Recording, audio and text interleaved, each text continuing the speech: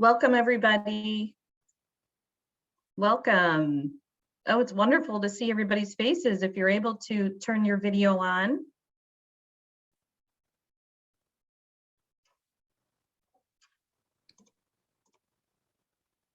Welcome. We will be starting in just a minute. People are being admitted into the session, so in just a minute or so.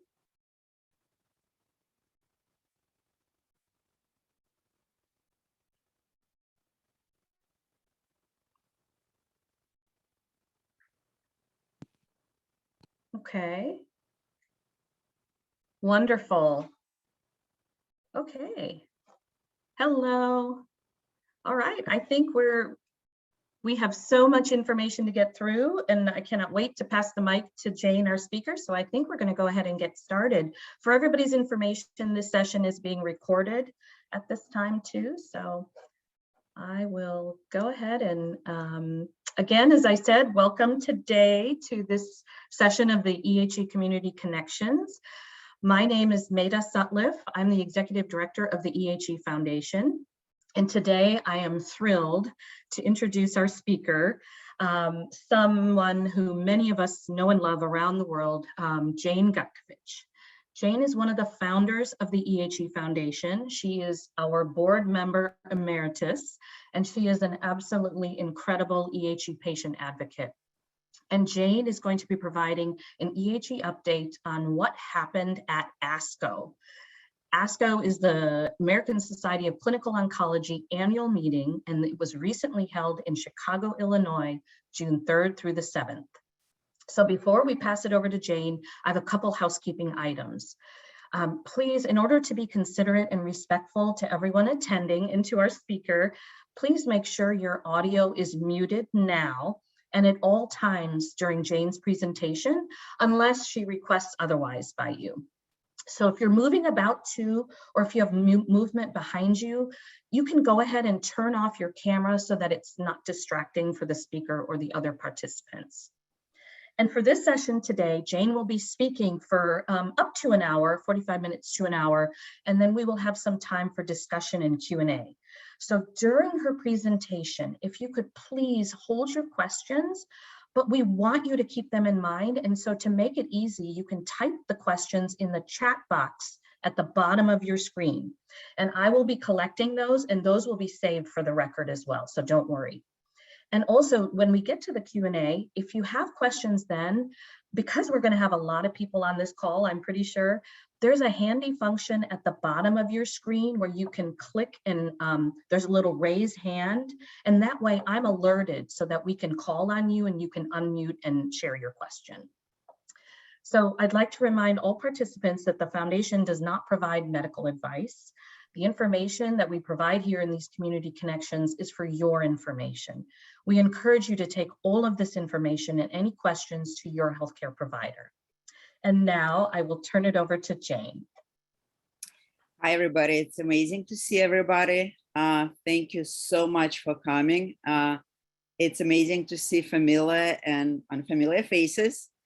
I'm going to try to put everything on a high level, very short review of what was presented about EHE at ASCO. Within 45-50 minutes, we want to have time for questions and answers, but I want to let you know that if you have more questions or if you want to know more information, more in depth about each small fragment of the presentation, I'm available to stay after this meeting for as long as you need me to, and we can continue our conversation. So with that, I'm going to start. I'm going to share my screen. Okay. And few words about ASCO. So ASCO is American Society of Clinical Oncology, and this is the biggest, the largest meeting of oncologists throughout the world. This year, this is just a number from this year meeting, more than 40,000 oncology professionals were presented at the ASCO. There was more than 2,000 abstracts, 85 live stream sessions, more than 2,500 poster presentations, and 474 industry exhibits. So it was really massive. What was unique about ASCO as far as we're concerned, first time in history of ASCO, EHE was included in at least 6 presentations and posters, with 1 poster fully dedicated to EHE. So far, it was the largest number of mentioning a presentation of EHE at this most important meeting, which is amazing. It's really huge progress. I want to show you a couple of few pictures from ASCO, just so you know what it looks like. So this is the scientific session, huge. This is the posters. Like sometimes you really need to use your elbows to get to the poster to see what it's all about. The patient advocacy is supported greatly by ASCO. We had our own booth, we had our own room where we can talk to other patient advocates. It was really greatly supported by ASCO patient advocacy. And of course, industry. Any company that has anything to do with oncology was there. So you can meet with them, you can ask them questions, you can get more information. It was really great. And now I'm gonna go to the first most important poster that was dedicated to EHE. So with this poster and with other posters that were presented, here how we're gonna do it. I'm gonna show you the poster so you all see how it looked like. But all of them are very technical and very difficult to read because it's a different format. So after I show you the poster, I'm gonna go to the next slide where we're gonna talk about this information on a high level and kind of, I try to translate it into more layperson language so everybody can understand. So this poster was presented by our amazing, very dedicated to EHE course, Dr. Sylvester Chiari. And this poster presented data on a much larger project that is supported by foundations of UK, US, Sarcoma Foundation of Canada, and private donors. This is international study with a lot of small and large goals, and I'm gonna go over really quickly of the main goals of this study. So the goal of this study was to develop EHE Pdx. As we go through this presentation, we're gonna learn some vocabulary, okay, because it's important. What is Pdx? Pdx stands for patient-derived xenograft. It's a mouse model where the small amount of patient tumor is implanted in a mice. Hopefully it grows, sometimes it's even metastasized in a mice. And then researchers are studying EHE. We all know that Dr. Rubin was able also to do a mouse model. The difference between Dr. Rubin mouse and Dr. Stacchiari mouse is Dr. Rubin mouse is genetically engineered EHE. He just did some manipulation with gene and he was able to make a genetically engineered mouse. This mouse actually represents the real EHE that was taken out from the patient. The other goal of this study was to determine the role of inflammation in EHE progression. We always talk about role of inflammation in EHE. At least once a week, we see some posters on Facebook. What about inflammation? Should I take an anti-inflammatory? Do we know about if inflammation promotes EHE? Dr. Stacchiari actually was one of the first physicians and scientists who questioned this. I met her first in 2014, and we spoke about interesting findings that autoimmune disease disproportionately presented in EHE population. We also see a lot of fevers in progressing EHE patient. And Dr. Stacchiari brought it up probably first among all the physicians that inflammation might play a role in a progression of EHE. So she wanted to do this project long time ago. The way this correlation is planned to assess is by assessing profiles of circulating cytokines in EHE patients and EHE mouse model. Another vocabulary. So cytokines are substances which are secreted by certain cells of the immune system and have effect on other cells. Cytokines represent inflammation. So determining the levels of cytokines in a body will determine the level of inflammation. The other goal of the study was to identify circulating in blood biomarkers to inform patient management. Again, the biomarker is a measurable substance in a body whose levels are indicative of disease presence and or biological behavior. We cannot rely only on scans. First of all, sometimes scans are inconclusive, but also you can have a scan every time you're concerned about if you're progressing, right? So we always look for possible biomarkers that can be determined in a blood, so we can tell the doctors that, look, this biomarker is going up, and the patient is not up to his scan for another couple of months. Instead of just repeating a scan, let's look at the blood. And if we see that the biomarker is going up, maybe we should repeat the scan. The same way biomarker is extremely important for monitoring treatment, right? If patient is going on a treatment, you're not going to do scans every couple of weeks. But if we have a substance in a blood that can show if treatment's working or not, that's going to be a huge help to the doctor. So how this study has been done? So the Pdx is created with the patient with EHE. We already have it. We have a mice. The levels of circulating cytokines were compared between EHE patients and healthy individuals, as well as between 3 subgroups of EHE patients. So Dr. Stacchiari and her colleagues divided EHE patients in 3 subtypes. Stable, it's the patient whose EHE is stable, not growing. Slow growing, right? We know all these EHE patients that post that my EHE group just a couple millimeters and my doctor is not sure if it should be treated or we should just still watch it. And aggressive EHE, when EHE metastasized, patients very symptomatic, when it's significant growth. So she divided patients in 3 subtypes, and they measured levels of the circulating cytokines in 3 subtypes. In addition to the baseline blood sample for each patient, every single patient in this study was getting baseline blood samples with measured cytokines. All the patients who were on treatment, the patients who were on wait and watch. In addition to that, the blood was collected at 1 month and at 6 months, and any time when there was any evidence of progression on a scan.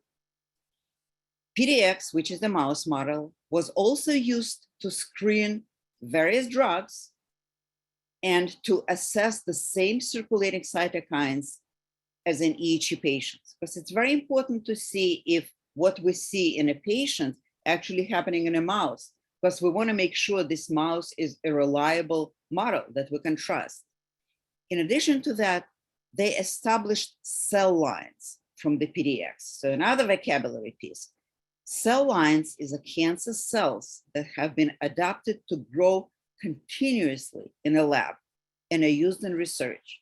So it's a dish where the cells are continuously growing. They were placed in a certain culture, and there's nothing else in this dish. It's just the cells of this particular cancer. So whatever experiment you're doing on the cell line, you know the result represent how this how this intervention, how this drug or anything else really affect cancer cells. So let's go to the next slide, which is the results of this study. You know, I'm sorry, I just need to check this. The mouse model was screened so far for doxorubicin and sirolimus, and it demonstrates that sirolimus has higher efficacy than doxorubicin. Currently, they screening some new drugs. We don't have a result yet, but it's in the process. Presence of a wide selection, more than 100 cytokines, was analyzed in blood samples from 23 EHE patients. This 23 patients was at the time when this report was done. But Dr. Stacchiari and her colleagues are planning to do up to 50, 75 patients in Italy and UK. And Canada is planning to add another 15 patients to this study. So it's going to be a really good size study. And in a mouse model, levels of certain cytokines were higher in EHE patients compared to healthy individuals. And what is more important, in patients with more aggressive EHE comparing to indolent group. So that tells us that inflammation, remember cytokines presenting inflammation, definitely present in higher levels in EHE comparing to patients without cancer, and in aggressive EHE patients comparing to indolent group. So what does it mean, right? We know cancer produces inflammation. What does it mean for us? Was interesting that researchers found that some of those cytokines are very well known from promoting cancer progression. It's not just inflammation that's caused by cancer, but this is an inflammation that is known to promote cancer progression. A few of those cytokines are IL-6 and IL-33, which stands for interleukin-6 and interleukin-33. I'm going to quickly show you my next slide. What I did, I went to PubMed, which is the largest library of medical literature, and I put in a search IL-6 cancer. You can see that I got, let me just turn my laser point on. I got more than 26,000 results of a connection of IL-6 to cancer. So the fact that it's been studied so much and it's been proved that this cytokine actually promotes cancer, we can be confident that there is something in EHE that this cytokine actually involved in promoting EHE progression. What was also extremely exciting is that the cytokine called GDF15, which stands for growth differential factor 15, was not only present in both EHE patients and in mouse, but it was also present in EHE cells. Remember, EHE cell line, it's just EHE cells, there is nothing there. So it proved that this cytokine is actually released by EHE cells themselves. And when those cells were treated with sirolimus and the mice was treated with sirolimus, the level of DGF15 were consistently lower. What does it mean? We might have a biomarker. If we have something that we know directly respond to treatment and shows that if we know the patient responding to treatment, in this case, it was the cells and the mouse, right? Because it was proven by other tests. And in these mice, the levels of the cytokine were actually lower. And we know that the cytokine came from EHE cells. We hope, and it has to be validated in further studies, but it's a big chance that we found a biomarker of EHE progression. This way, we can take a blood, we can measure the levels of the cytokine, and if it's going up, EHE is progressing. If it's going down, the treatment is working. It's very preliminary, and Dr. Stacchiari and her colleagues are going to do many more studies in the patients now, and to see correlations, if level of the cytokine actually correlate with the scans. And if we see that scan showed EHE progression, and the cytokines are going up in this patient, and the other way, if treatment is working, that scan showed the decrease in the tumor, and the cytokine go down, we might have a reliable biomarker that can be used. So the takeaway, we have a patient-derived EHE model that's suitable for assessing the activity of different drugs. There's evidence of potential role of inflammation in EHE progression, and it's too early to talk about what can be done about it. But we know that it's been addressed in other cancers, and hopefully once we have it proved, we can look into how it can be addressed in EHE.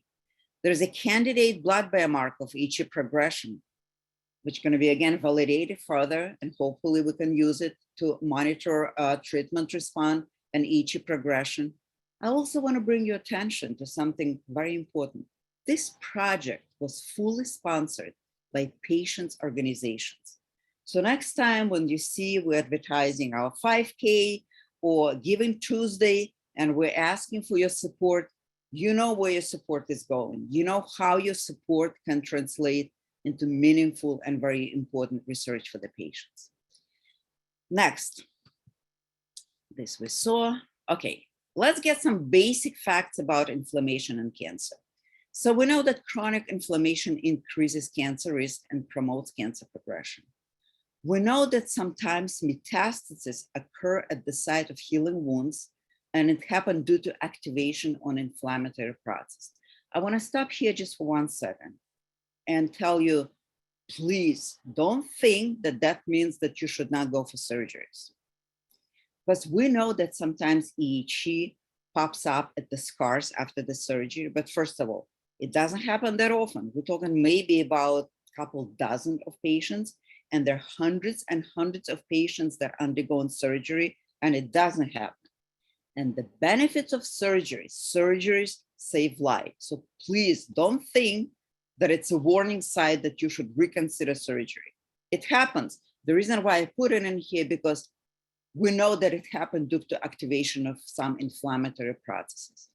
Cancer and inflammation is a vicious cycle. Cancer causes inflammation, and some part of this inflammation promotes cancer.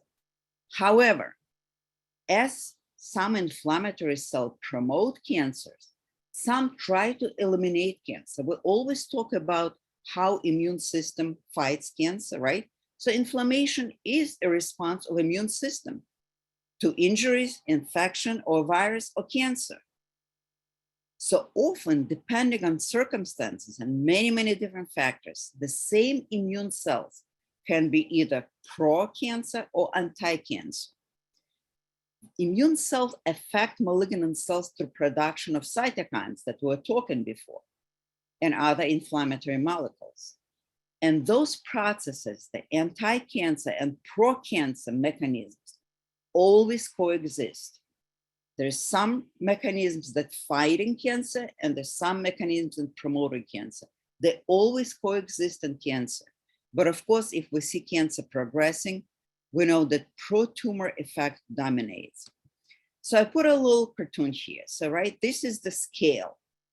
And there is a bad inflammation that promotes cancer, but it's always good inflammation. And let's call it good inflammation.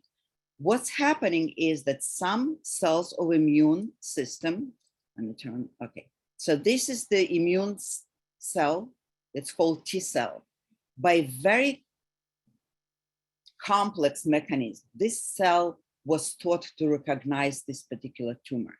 And when it approached the tumor, it's kind of trying to match and find if it's the one that it's looking for. And if it recognizes the tumor cell, it shoots interferon gamma, which is also a cytokine. It's an inflammatory cytokine, but under this particular condition, what it does, it kills the tumor cells. So when we're talking about inflammation and cancer, let's make sure we always distinguish in our mind. Are we talking about bad inflammation, or we're talking about good inflammation? So now I'm going to talk about several studies that were presented at ASCO that reflects what is good inflammation in EHE, how much of this good inflammation and what it does to EHE. Before that, I'm going to go to my next slide. Let's talk a little bit, I just said, right? In order for the immune cell to kill cancer cell, it has to get in proximity. By extensive research, scientists find out that there's 7 patterns in different cancers. Let's start from this right one. So they found what we're looking at is the actually tumor under microscope. We see the blue dots here. So this little blue dots, it's the cancer cells. We see the brown dots. The brown dots is this T cell that actually kills the cancer cells. This brown line is the edge of the tumor. So this is inside the tumor, and this is outside the tumor. This type of immune cell infiltration is hot tumor. This tumor is hot because it's inflamed, right? So again, we always thought inflamed is bad. This is where inflamed is good, because these immune cells are able to penetrate the tumor, right in the tumor, and they doing their job, they kill. There are other type of tumors that called cold tumors. There's 2 patterns in cold tumors. One pattern is called immune excluded. So this is the tumor. This is right outside the tumor. You see these immune cells actually present right outside the tumor, but none of them are present inside. They're trying to get inside the tumor, but they can't. And there's extensive research going on as to why, and most excitingly, there are some drugs that actually help these cells to get into the tumor. And another pattern of a cold tumor is immune desert. There is no immune cells inside tumor, and there is no immune cell outside tumor. Let's go to the next slide.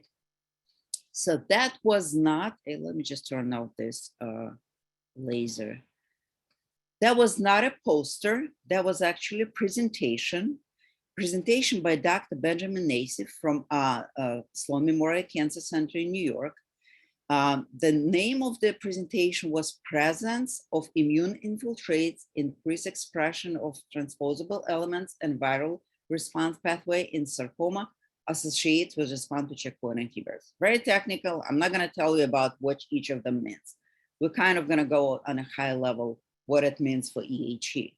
So the goal of this study was investigate how hot versus cold tumors respond to immunotherapy, right? That's the slide that I just showed you before. Hot versus cold. What does it mean for response to immunotherapy? And Dr. Nassif went actually one level deeper, and he wanted to check how certain gene signatures in a tumor predict whether those tumors will be hot or cold during immunotherapy treatment. So 67 patients with 12 sarcoma subtypes, including 8 EHE patients, were enrolled in 3 immunotherapy trials at Sloan Kettering. There were 8 EHE patients and 2 demonstrated response to immunotherapy. I know it doesn't sound like a big deal to you. It is. Well, first of all, 2 over 8 is 25%. It's pretty much how any drug works at EHE. We know that no drugs works 100%, right?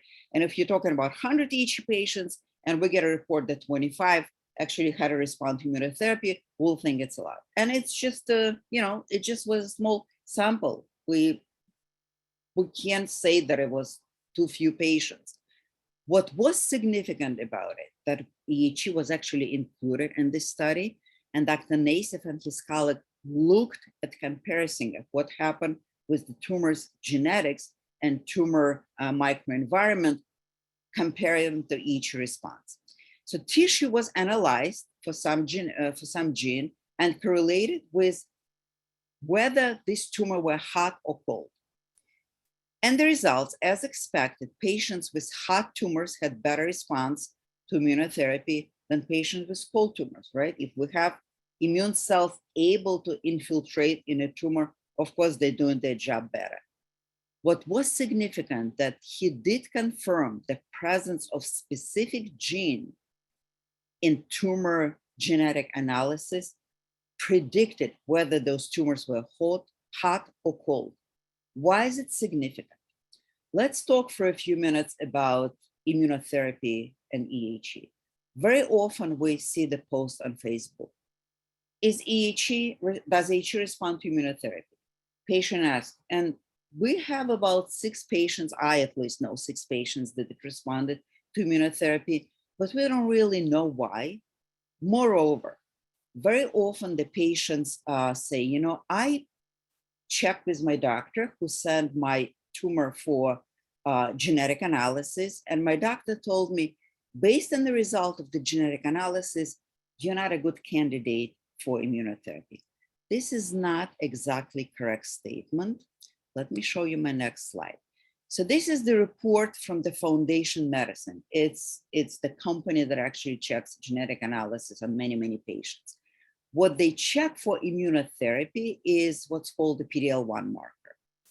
This marker was very well studied in certain cancers. And in certain cancers, it proved to be a good biomarker. It predicted good response to immunotherapy. But if you read, this is actual copy of the report. If you read in this report, I'm reading the line that's very important to us. On the basis of extensive clinical evidence in various tumor types, Pdl-1 positive tumors are more likely to respond to PDL checkpoint inhibitors. However, patients with Pdl-1 negative tumors may also derive benefits from these agents. we don't know anything about EHE and how PDL predict EHE response. We don't know. Those studies were not done. There was no studies done about EHE and certain biomarkers that predict EHE response to immunotherapy. Dr. Nassif's study is the first one that can actually predict EHE response because EHE patients were included in this study. So that's the significance of this. Also, I hope because there was a good study for other sarcomas, they're going to continue on that. And as I said previously, there are drugs that can actually manipulate investigated gene and potentially turn cold tumors into hot. So I'm sure that the pharmaceutical companies will jump on it if they see this result, and because they'll see EHEs included in this study, they will include EHE in their drug testing. So it's a lot of potentials in here. Okay, this is a very busy slide. Again, very technical. I'm gonna go to what was done here. There was another study that was also done to kind of identify other biomarkers that would predict response to immunotherapy. You know, when we say biomarker, it's always many different biomarkers and different people are trying to find different ones.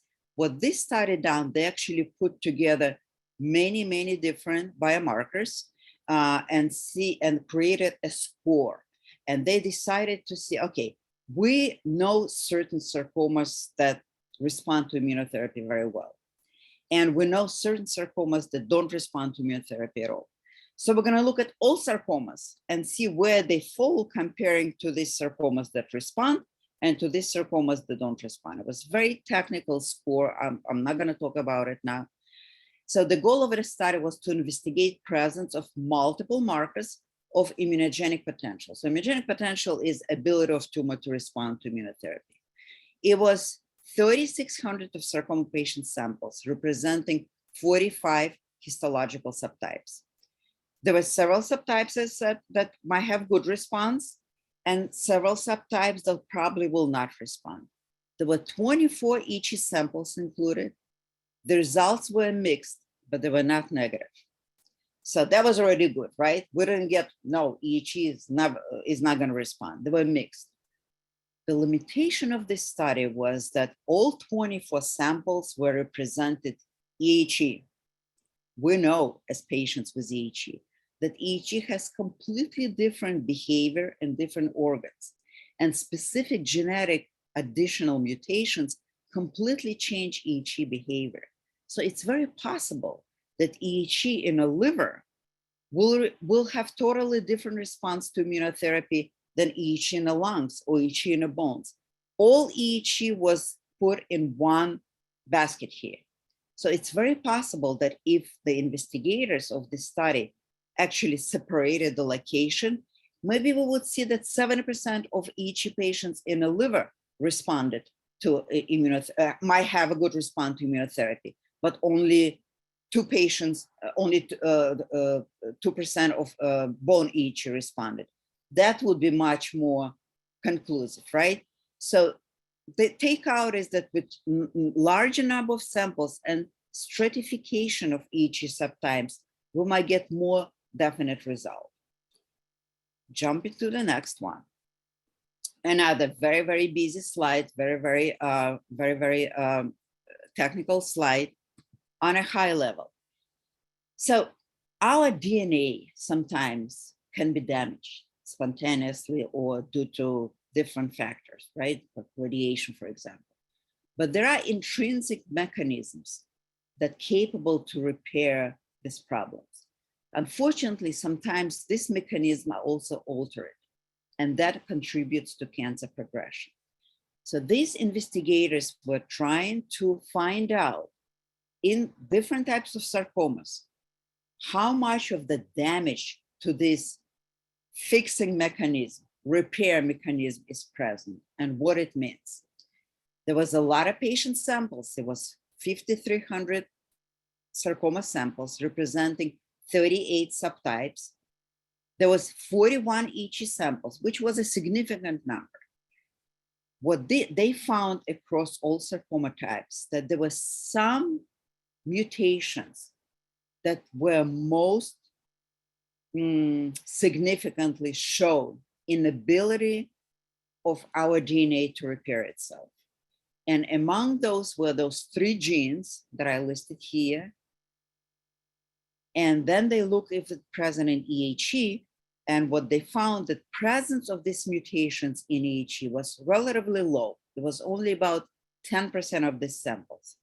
However, some of these samples within this 10% had quite significant degree of these alterations. So it was few patients with these alterations, but some of these few patients had significant score of these alterations. So the takeaway from this was that presence of these mutations in EHE might indicate more aggressive EHE behavior. I know that some patients would say, I had a genetic analysis on my tumor and I have these additional mutations. My doctor doesn't know what it means. Based on this study, it's very possible that your doctor will say, you know, because it was done in other sarcomas and it was a correlations done, that this mutation actually means more aggressive behavior. Maybe this patient needs to be treated right away with more aggressive treatment. It's a prognostic factor. These findings help clinicians to determine prognosis and make informed decisions. The investigators of this study mentioned that comprehensive analysis of individual subtypes are in progress. So hopefully we'll get more information on EHE specific very soon. And it also shows you that accumulation of tumor samples in one place creates a great opportunity for meaningful research. If this company didn't have 41 EHE samples and it would have 5 or 3, they would probably disregard it. It would probably be meaningless and they would not even include EHE in the study. Okay, really quickly. So there's a clinical trial currently active on targeted therapy for EHE based on some preliminary preclinical research. This trial, drug targets the very oncogene that initiates and promotes EHE progression. I'm not going to talk about it because you can find information about this trial on the EHE Foundation website, and also I provided a link right here online where you can read about more. I just want to mention that a trial cohort, it will include 27 EHE patients, and those are the recruiting sites. So there is Boston, there is Michigan, there's Pennsylvania, Texas, and Tennessee. You can find information about this trial. I kind of included it because it was presented at ASCO, and a lot of doctors actually could see that this trial is going on. Now I'm going to talk about few meetings with companies that I met at ASCO and that involve at EHE. The first company is called Certis Oncology. What this company does, it creates patients' mouse avatar, which is the Pdx. That's what we were talking about before with Dr. Stacchiari's study. So how is it done? A small amount of fresh tumor tissue right after the biopsy or the surgery is implanted in mice. Biopsies can be done locally. You don't have to travel. This company is located in San Diego. You don't have to travel. You can do biopsy locally.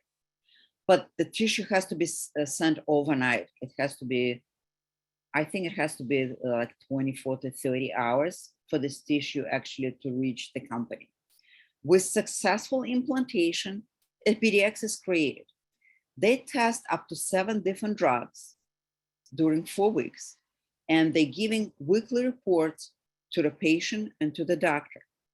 In addition to reports on whether this drug is effective or not, they're doing all types of molecular analysis, and they also share it with the doctor about this unique biology of this particular patient cancer.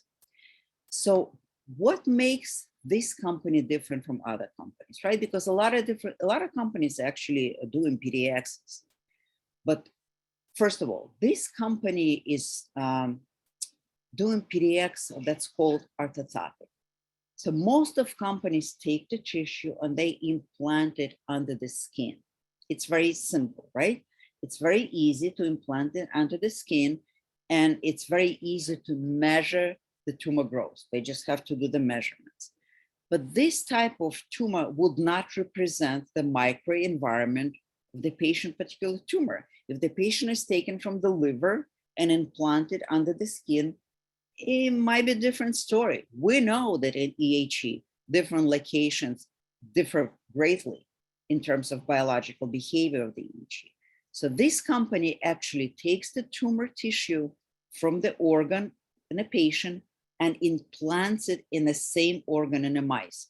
So if patient has EHE in the lungs, it goes in the lungs in a mice. If patient has EHE in a liver, it goes in a mice liver. Unfortunately, it has some problem, not a problem, but it costs much more because to measure growth of these tumors, you have to do MRI. You cannot measure it, right? Because it's in the liver. You have to do MRI, which drives the cost significantly. What else is different about this company? A lot of times when companies or labs in academia create Pdx, they don't share information with the doctor and the patients. It just becomes a part of the study. This company does it specifically to help the doctors to monitor, to manage patients. So this information is shared with the doctor, with the patient. The list of the drug is provided by your clinician. So your doctor, the patient doctor who knows what usually works in your particular cancer, will provide the list of the drugs. They had a lot of successful experience with sarcomas. They're very engaged with sarcomas. They have sarcoma doctors on their board. They have sarcoma doctors on the advisory board. They currently have 69 sarcoma Pdx in their database. So that's a big plus for us because they're familiar with sarcomas and they work with sarcoma doctors. Currently, they have funding. There's a study that gives their services to patients for free. Usually it's very expensive. It's up to $60,000 per this study, and some people are paying it. Currently, it's free.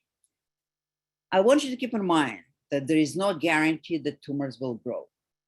Some tumors will grow, some not, right? So you have to be open-minded considering it. You might not be successful. It might take up to 4 to 6 months to get a result. So if patient is progressing, patient has to be on treatment. And this test will show up in a couple of months. If patient needs to change the treatment, that will be plan B or plan C. There is no guarantee that results are 100% accurate. Nothing is 100% accurate because it's still a mouse. As I said, it doesn't have your immune system and your positive thinking. So it's not a 100% accurate test. Very important. This funding is only through the end of this year. So if you're considering, you have to take advantage of it within this year and enroll because starting next year, it's going to be a lot of money. The next company that I had a meeting was company name is Natera.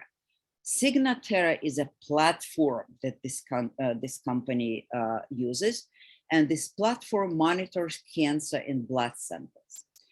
So a little bit of background. Circulating DNA are small fragments of DNA released by cells in a bloodstream. Studies in multiple cancers have shown a pattern where circulating DNA levels build up as tumor progress and decline following surgery or drug treatment. There are tests developed that can detect those circulating DNA, and they used to monitor cancer progression or response to treatment. This is the example of this test was done and validated in another sarcoma, in leiomyosarcoma, when they did correlative analysis of patient response to treatment and circulating DNA in a patient blood. And they found one of the results was that if after 2 cycles of chemotherapy, patient will still have levels, detectable levels of circulating DNA, they were unlikely to experience response to this chemotherapy. So it's been already done in sarcomas, and it's been done successfully to give extra information to the doctors. What makes Signatera different from other similar platforms? Currently, most of these platforms are done as part of the studies. Again, like in this sample with leiomyosarcoma, patients were not getting results when they were treated. It was done retrospectively. Signatera really contributed to actual patient management. It shares information with you and your doctor. The other important unique feature of this platform is that most EHE tumors have only one cancer-related mutation. We know that, right? It's 90% of the cases, it's Wwtr1 Camta 1, and in 10% of YAPTF3. But many EHE tumors have some other non-cancer related mutations, and they're different in different patients. Many platforms that companies using, other companies, the Signatera, are only hunting in the blood, only cancer-related mutation, only mutation that's known for these cancers. Signatera is actually hunting all mutations in a tumor, so which makes tests very sensitive and very personalized. I know it's a little confusing, and I'll give you an example. Jane, sorry to interrupt. Jane, I'm jumping in with a time check. It's Perfect. about quarter till the hour. So Perfect. Thank you. I'm up to the couple last slides. No worries. Thank you. This is my son's genetic analysis. So let's look what this genetic analysis showed. So they did clinically relevant genes. They look at clinically relevant genes, which is genes that know to have to known in cancer progression, or genes that can be targeted. They didn't find any. Then they looked at some unknown significance in cancer, which means that these genes are found in other cancers, but nobody really knows what they mean. They didn't find any, but they found 2 genes of unknown significance. They found in my son's cancer some mutations that are not present in any other cells in his body, only in the cancer, but they don't really know what they are. So Signatera, I'll show you the example of this toy, right? This is the toy that we use to teach our kids. So Signatera uses the test. This is the mutations, and this is the test that can recognize these mutations. If those molecules are looking for the mutations, this recognize this, this recognize this, this recognize this. So let's take my son's example. This is a DNA. If it breaks in a small samples, so each of them has one mutation, but only one of them has this EHE mutation, and those are floating in a blood. So in most of the platform, only this mutation will be found. So only this little fragment in a blood will be collected and recognized and counted. Signatera makes all of them. So instead of only one mutation, in my son's case, all 3 mutation fragments would be found and calculated, which makes this much more sensitive. So is Signatera, so let me just give you a very quick about the process. So tumor samples, paraffin block, sent to the company along with the tube. The sample can't be older than 10 years because after 10 years, the genetic material is deteriorates. It can be useful. After that, only blood samples are sent. When your doctor feels that it's time to do a test, all you have to send is just the blood samples. Reports are generated and shared with the doctors and the patients, and Signatera works with insurance companies. They told me that it's free to the patient. We have to keep in mind that there was no studies done on EHE, so we cannot rely on these studies 100%. It will be just an extra tool. Once we have correlative studies done, we can be much more sure that it's something that has a lot of significance in treatment of EHE. Is Signatera, I came up with something that you should consider. I came up with a few examples of who might consider doing it now. If patient is progressing and the tumor samples is available, why not? You're going to have an extra tool for your doctor to decide on the treatment. If you're stable and you're on waiting watch, but your tumor, the biopsy was done 9 years ago, in a year it's going to be useless. Nobody's going to use it for anything else. So why not use it, right? You might establish a baseline. And if something's going to happen in a couple of years, you have a baseline.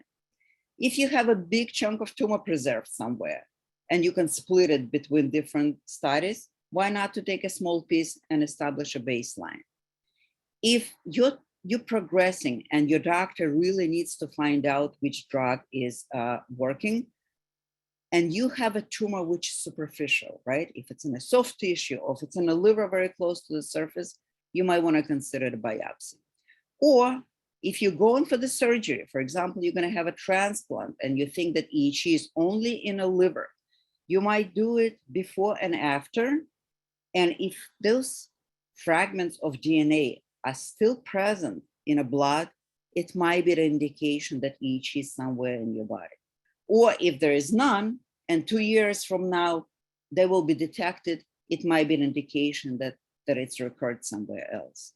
I'm going to answer more questions about it. I'm running out of time. We can talk about it later if you have more questions.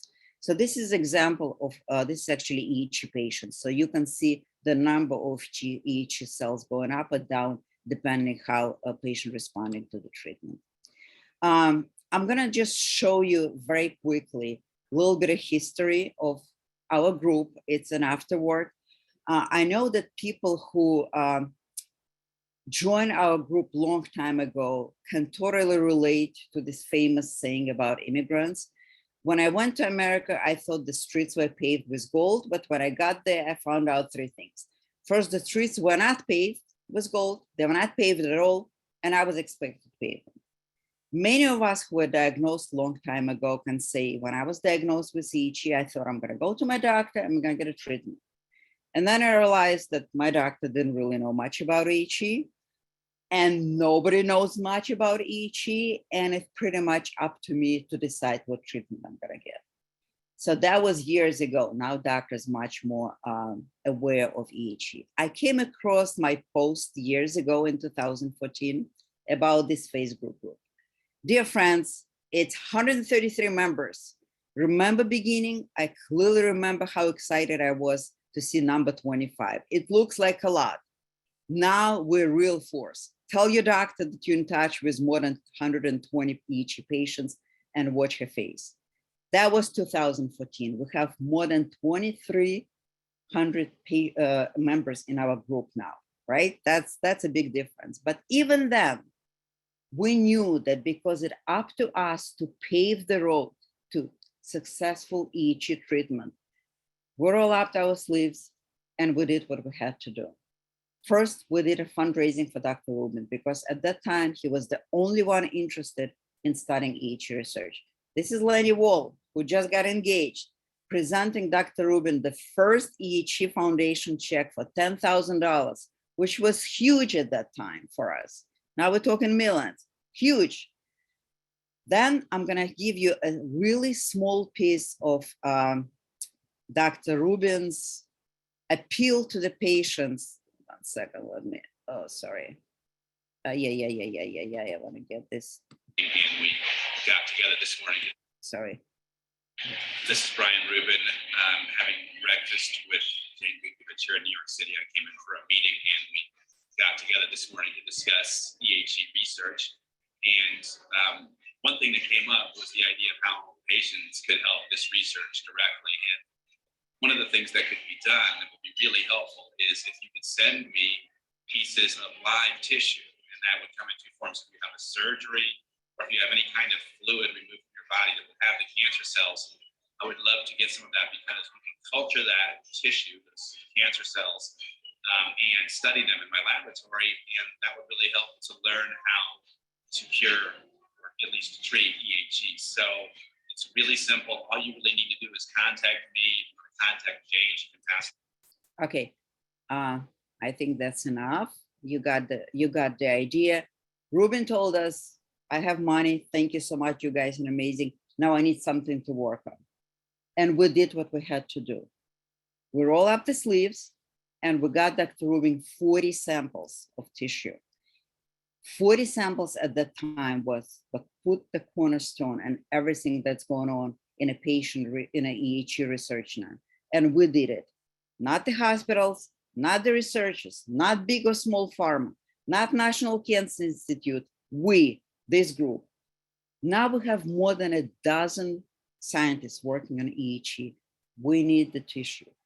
Tissue is the holy grail of cancer research. So when you see that we're posting on Facebook, please, if you're going for surgery or you're having your fluid drain, please, please, please let us know. We have an amazing person in charge of our biobank. Post on Facebook, reach out to the EHE Foundation. We'll take care of everything. It's going to take us 5 minutes. But you know why? Because in order for EHE research to move forward, we need tissue. Every presentation that was done at ASCO was somehow connected to tissue analysis or using tissue in order to create EHE model mouse. You see now. So again, I'm appealing to you. Don't think that it's just something that we're interested in. We needed to find effective treatment for EHE. And my last slide, I created this little cartoon of, this is Airavata. This is a king of elephants from Hindu mythology.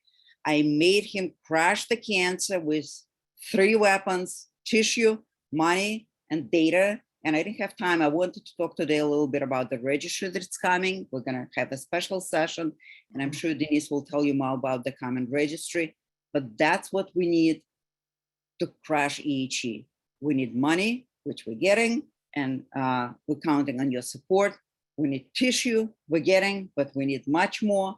Please consider it and stay tuned for data, for announcement about our registry, which will give our clinicians amazing comprehensive information about effective treatments in EHE. With that, I'm gonna stop sharing and I'm gonna go to, yeah, thank you, Jane. Yeah, no, thank you so much. You can keep sharing. I don't know if I stopped sharing. Okay. Okay, Okay, there we go. Made Excellent. Sorry for the delay. Sorry. Not at all. No, Jane, thank you. I mean, thank you for that call to action. I mean, your dedication over the years, your many, many hours of time going to ASCO in Chicago, talking with researchers, and then today, the key takeaways that you pulled out. And to everyone listening, don't worry. I know some of it, many of us may be lost in some of the technical language, but this session was recorded. It will be available for access. So, you know, if you need to share with your care team or watch it again. And the biggest takeaway I saw was, you know, our collective global advocacy efforts and fundraising efforts over the years.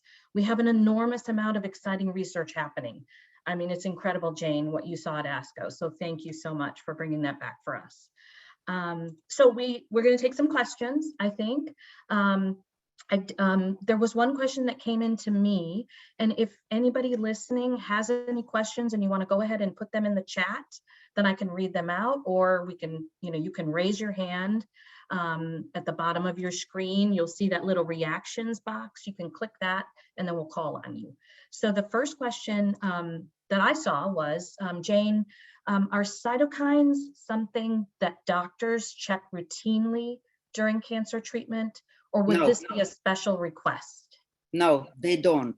Okay. They don't, because so far, we don't really know what they mean, right? In order for doctors to check something, they want to know what they're going to do with this information. Unless this level's meaningful for doctors, unless they will tell us, oh, we're going to check the cytokine, we'll see they up comparing to last. And I know because the research was done that it means that you're progressing. Unless it happens, they're not going to check it. They don't. Thank you. Any other questions? Okay, here's one that just came in. Let me read it. This is from Emily. Any additional information on NAB sirolimus in sarcoma? Was that presented at ASCO? Yes. So NAB sirolimus was presented, but not in EHE. It was presented for PEComa, and it was a very encouraging data. And actually, I spoke with Dr. Dixon, who is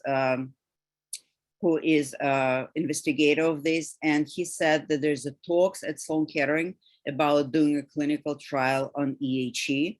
So it was presented, but not in EHE. Great, thank you.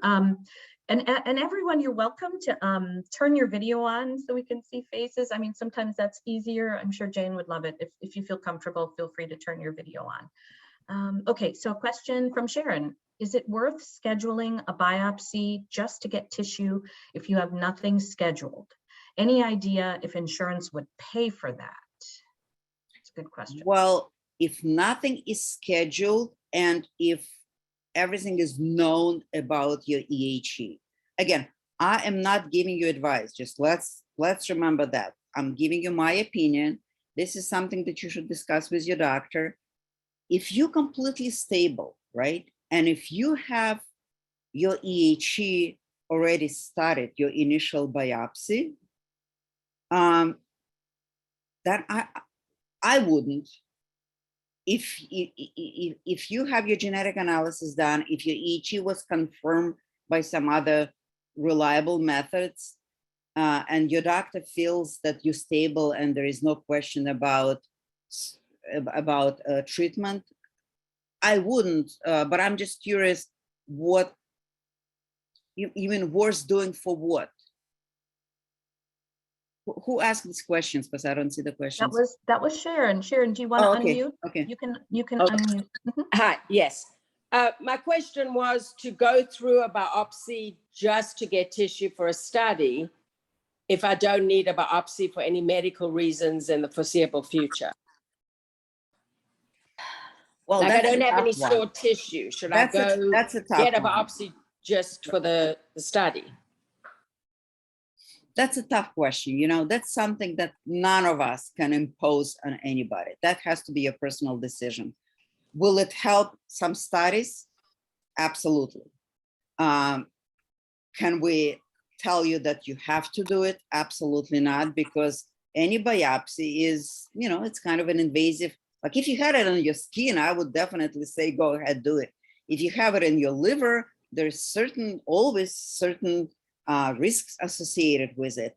I know that certain studies are done and people are recruiting. Actually, Dr. Razak in Canada will be recruiting patients to do the mouse model, right? So he will be telling patients, if you're interested in contributing to EHE research, I'm asking you to go for a biopsy. We'll take a little piece of your tissue and we'll implant it in a mouse and hopefully it will be EHE. Is it worse for EHE research? Absolutely. Is it worse for you? It has to be a personal decision. Okay, yeah. So Dina asked, there's been many thank yous, Jane, to you. So everybody is thanking you for the time. So she asked if everolimus, I hope I said that correctly, has been discussed compared to sirolimus. No. Okay. No. Dr. Stakiaris studies are done with sirolimus because that's what she's using on a patient.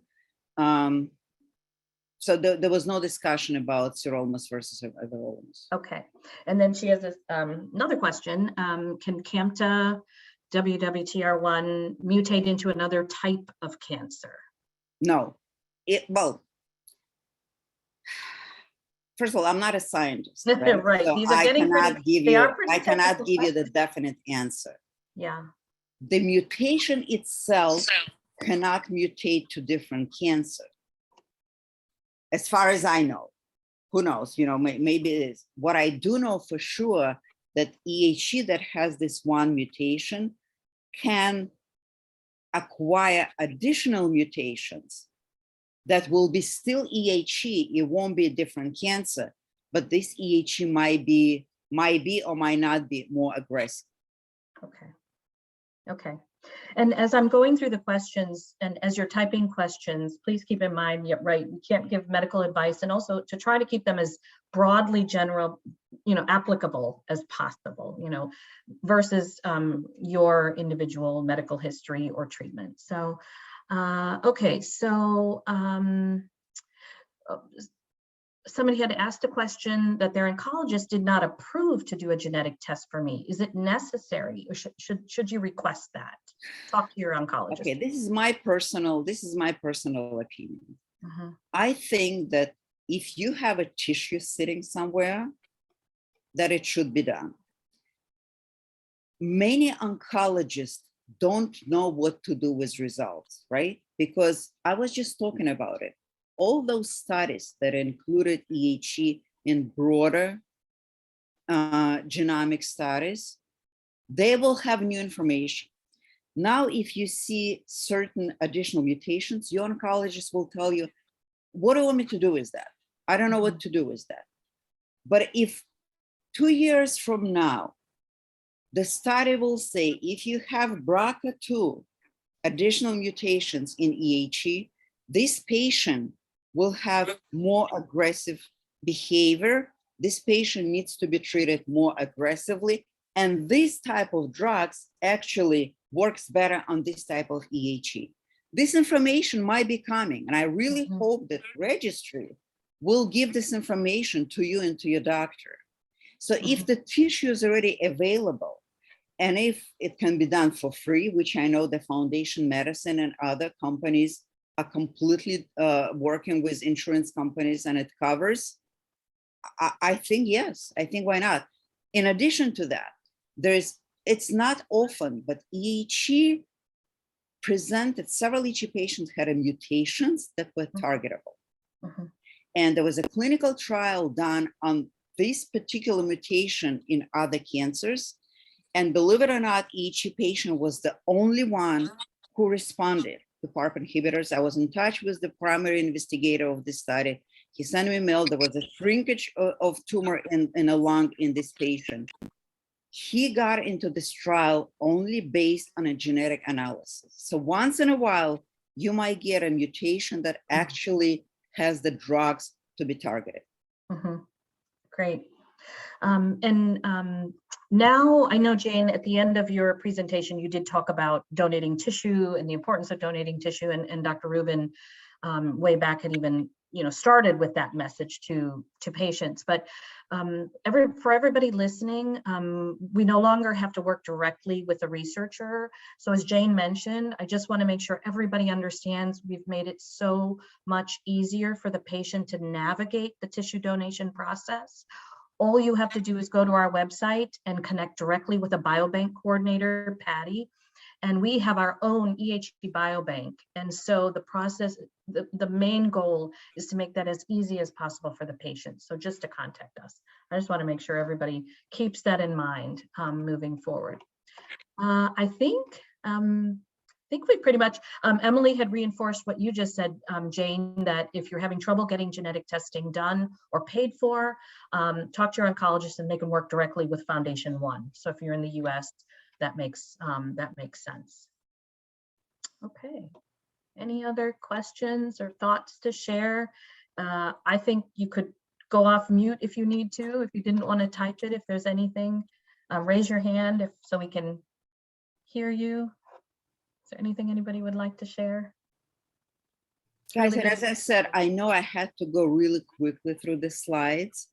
So if now you want me to go a little bit in depth and talk a little bit more about any particular slides, or if you go home and you go through the slides and you ever want to have any questions, you know where to find me, right? Email, post on Facebook, I'll be happy to go. I had, because there was so much information, I had to really jump from one slide to another.